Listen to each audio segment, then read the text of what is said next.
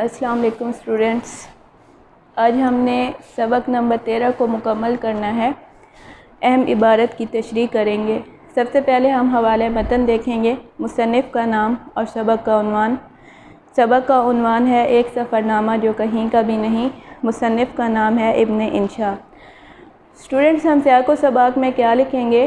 سیاق و سباق میں یہی بتانا ہے کہ مصنف کا کابل جانا، مصنف جو ہے وہ کابل گئے، لیکن موسمی خرابی کی وجہ سے کابل کے بجائے ان کو پشاور میں ہی رکنا پڑا۔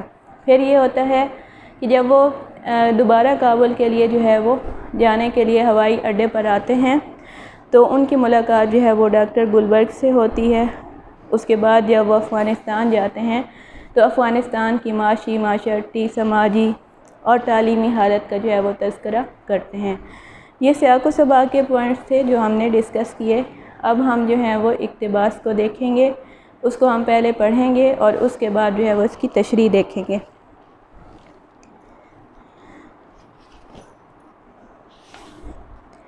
ہمارے پاس جو اقتباس ہے اس کی ہم ریڈنگ کرتے ہیں۔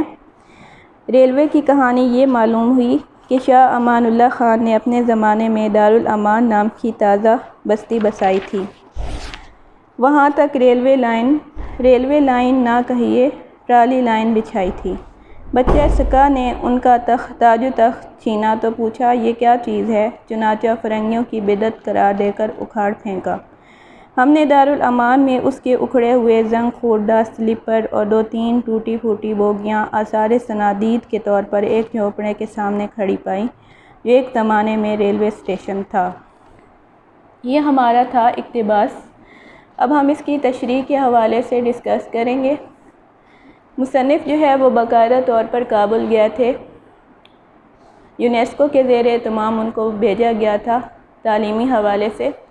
ان کا بنیادی مقصد تھا کتابوں کی اشاعت کرنا، لیکن جب ابن انشا جو ہے وہ کابل پہنچتے ہیں تو وہاں پر انہیں پتہ چلتا ہے کہ وہاں پر تو کوئی پبلشر موجود نہیں ہے، کتب فروش موجود نہیں ہے، اور اگر کسی نے اپنی کتاب کو چھپوانا ہو تو اس کو پہلے حکومت سے اجازت لینی پڑتی ہے اور تمام اخراجات جو ہیں وہ خود برداشت کرنے پڑتے ہیں۔ تو یہاں پر جو ہے وہ مصنف ابن انشا جو ہے وہ افغانستان کی تعلیمی حالت کا نقشہ کھینچتے ہیں کہ ان کی حالت نہایت ہی کمزور ہے۔ اس کے بعد اس پیراگراف میں وہ تاریخ کا حوالہ لے رہے ہیں، تاریخی واقعات کی جانب جو ہے وہ اشارہ کر رہے ہیں اور اس کی کہانی ہمیں اس طرح سے بتا رہے ہیں۔ اس کا تذکرہ یوں کرتے ہیں کہ شاہ امان اللہ کی حکومت تھی۔ شاہ امان اللہ نے جو ہے وہ افغانستان کے ترقیاتی کاموں میں حصہ لیا اور اس مقصد کے لیے انہوں نے یورپ کا دورہ بھی کیا۔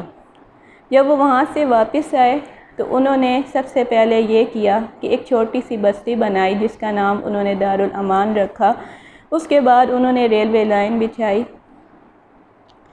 جب ریلوے لائن بچھائی اس کے بعد ان کا نظام زندگی جو تھا وہ باقاعدہ طور پر کچھ نہ کچھ آگے بڑھنے لگا ترقی کی جانب۔ پھر کیا ہوتا ہے، ایک معاشقی کا بیٹا ہے بچہ کا، وہ باقاعدہ طور پر افغانستان پر قابض ہو جاتا ہے۔ جب وہ افغانستان پر قبضہ کر لیتا ہے تو کیا ہوتا ہے، کیونکہ وہ ایک ڈاکو ہوتا ہے، اس کی سوچ میں ترقیاتی منصوبے نہیں ہوتے، تو وہ لوگوں سے پوچھتا ہے کہ یہ ریلوے لائن کیا ہے، تو لوگ بتاتے ہیں یہ ریلوے لائن ہے، یہ گاڑی ہے۔ تو وہاں پر وہ ان لوگوں سے پوچھتا ہے کہ یہ کس نے بنائی، تو وہ باقاعدہ طور پر شاہ امان اللہ کا ذکر کرتے ہیں کہ ایک ایسا بادشاہ گزرا ہے جس نے باقاعدہ یورپ کا دورہ کیا تھا، ترقیاتی منصوبوں میں حصہ لیا۔ تو وہ چونکہ ایک ڈاکو ہے، اس کی سوچ کا معیار یہ نہیں ہے، تو وہ جو شخص ہے وہ کیا کرتا ہے، وہ اس پائپ لائن، اس کے علاوہ اس ریلوے لائن، ان تمام چیزوں کو جو ہے وہ توڑ پھوڑوا دیتا ہے، بالکل ختم کروا دیتا ہے تاکہ جو ہے کچھ بھی باقی نہ رہے۔ تو یہاں یہ بات سامنے آتی ہے کہ شاہ امان اللہ کا جو خواب تھا وہ شرمندہ تعبیر ہونے سے پہلے ہی چکنا چور ہو جاتا ہے، اور بچہ سکا یہ بات کروا کر اس چیز کو ختم کر دیتا ہے کہ یہ فرنگیوں کی بدعت ہے، فرنگیوں کی ایجاد ہے، کیونکہ یہاں پر انگریزوں سے نفرت کا اظہار کیا جا رہا ہے، اس لیے اپنی سوچ کی پسماندگی کی وجہ سے جو ہے وہ ایسا کام کرتا ہے، اور افغانستان کی ترقی اور افغانستان کی بحالی وہیں پر آ کر ختم ہو جاتی ہے۔ تو یہاں پر بھی مصنف باقاعدہ طور پر گئے تھے، انہوں نے ریلوے لائن دیکھی تھی اور اس کا دفتر دیکھا تھا جو کہ اب جھونپڑے کی صورت اختیار کر گیا ہے۔ یہ تھا ہمارا آج کا لیسن جو کہ مکمل ہوا۔ ہم نے عبارت کو پڑھا، اس کا حوالہ متن دیکھا، سیاق و سباق بتایا اور اس کے بعد تشریح کے پوائنٹس ڈسکس کیے ہیں۔ اس کے بعد ہم اگلے لیکچر میں ملیں گے۔ اللہ حافظ۔